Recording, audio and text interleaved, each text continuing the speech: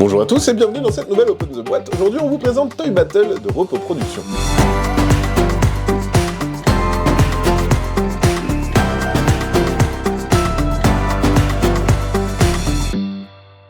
Toy Battle, c'est un jeu de Paolo Mori et Alessandro Zucchini, c'est illustré par Paul Maffaillon. C'est un jeu de 2 joueurs à partir de 8 ans, qui dure à peu près 15 minutes, et c'est des batailles de jouets. Et on va voir que ça reprend un peu le principe des jeux mobiles, genre Clash Royale, où on va devoir attaquer la tour adverse. On va voir qu'il y a un autre moyen pour gagner, c'est aussi grâce au point de victoire, si ça dure un petit peu trop longtemps. Il y a 8 plateaux dans la boîte, donc 8 façons de jouer différentes, parce que chaque plateau est différent. Hop, on ouvre la boîte qui est un peu comme une boîte à jouets, avec les petites charnières derrière, etc., des petits autocollants. Ça s'ouvre comme ça, alors même à l'intérieur, hein, il y a des petits visuels un peu rigolos, comme si on avait pimpé sa petite boîte à jouets.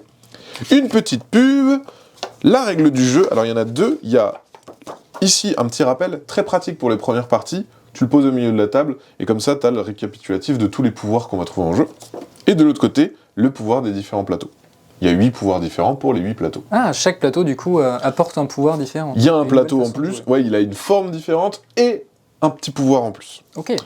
Là, on a la règle du jeu. Je vais vous l'expliquer parce qu'elle est vraiment très simple. C'est un feuillet en 3 volets, recto-verso, avec beaucoup d'exemples. Voilà. Mais globalement, à ton tour, c'est soit tu poses une unité, soit t'en pioches 2. Voilà. C'est aussi simple que ça, ton tour de jeu. Et après, t'appliques le pouvoir, mais si tu l'as sur la rappel, c'est facile. La boîte se présente comme ceci. Je vais vous montrer les plateaux. Donc, comme je vous disais, il y a 8 plateaux recto-verso. On va avoir la centrale. On va avoir des trucs qui sont assez distinctifs. La petite zone sableuse, le cimetière, les îles, où on voit que là c'est asymétrique. Il y a quelqu'un qui va avoir 2 bases, tandis que l'autre va avoir une base. Sinon, après, c'est à chaque fois à peu près le même plan de jeu. Hein.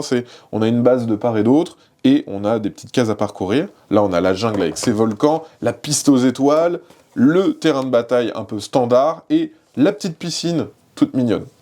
Globalement, je vais vous expliquer comment ça se joue. Chaque joueur va récupérer sa petite boîte à jouer et son chevalet. Et on voit que... Ah, il y a une tuile qui s'est fait la malle. On voit que les chevalets, c'est des petits chevalets en bois. Donc ça, c'est très quali. On va le mettre de part et d'autre. Donc, admettons, on joue sur cette arène. Moi, je vais récupérer mon chevalet de tuiles juste ici.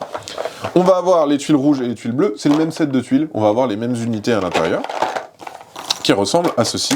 Hop. Voilà. Donc ça, c'est les unités que vous allez retrouver en jeu. Hop, qui ressemblent à ceci.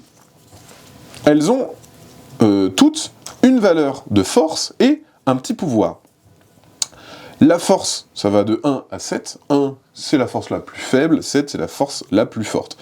Comment ça va se passer? Au début de la partie, on va mettre nos petits jetons sur le côté face cachée. On va les mettre sur notre petit chevalet. Et on va pouvoir, comme ça, progresser en sortant de son petit château sur le plateau, en avançant avec nos unités. Le but, c'est de réussir à faire une ligne continue jusqu'au château adverse. Si je réussis à faire une ligne continue jusqu'au château adverse, j'ai gagné. Il y a une deuxième façon de gagner. C'est dans le jeu, on va retrouver des petits points de victoire qui prend cette forme-là, des petits jetons en bois avec des étoiles. Et ceux-là, ils sont disposés sur le plateau en début de partie. On voit sur le plateau qu'il y a des petits symboles qui vont nous dire combien on va en mettre. Le principe, il est tout simple. On voit qu'ils sont au milieu d'une zone, c'est-à-dire que dès qu'on réussit à mettre des unités tout autour de cette zone, on va remporter les points de victoire associés à la zone. Sur ce plateau-là, la première personne qui a 7 points gagne la partie. Donc il y a une espèce de tension pendant la partie de soit je vais aller conquérir, mais si entre-temps j'arrive à mettre des unités pour entourer les lieux et récupérer les points de victoire, bah, je vais peut-être réussir à gagner au point de victoire, hop, plutôt que de gagner en capturant la tour adverse. Ok, donc ça crée une petite tension des deux côtés, quoi. Exactement. Un autre truc qui est rigolo, c'est que sur chaque plateau, le nombre de points de victoire sera différent. Là, sur celui-là, il en faut 7, mais il y en a d'autres où il en faudra peut-être 6, etc., etc., en fonction de la configuration du terrain.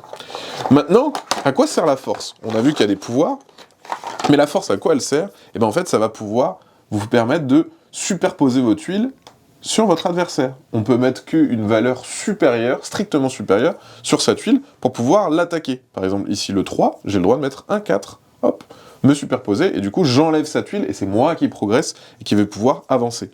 On a aussi le Joker, c'est le petit canard, qui va pouvoir superposer n'importe qui. Donc lui, il est un peu rigolo, par contre, il se fait superposer par n'importe qui. Et chaque tuile a un pouvoir.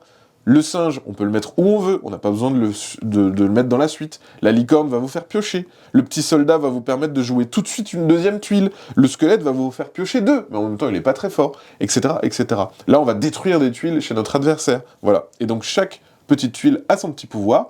On joue comme ça chacun notre tour, soit on joue une tuile, soit on en pioche 2. Tac, tac, tac, tac. La première personne qui capture le château ou qui a le nombre de points de victoire requis gagne la partie, et puis après on tente un nouveau niveau. Voilà, c'était une présentation de Toy Battle, et bien sûr, comme d'habitude, on vous fait des gros bisous, on vous dit à la prochaine, et vous allez adorer jouer des jouets.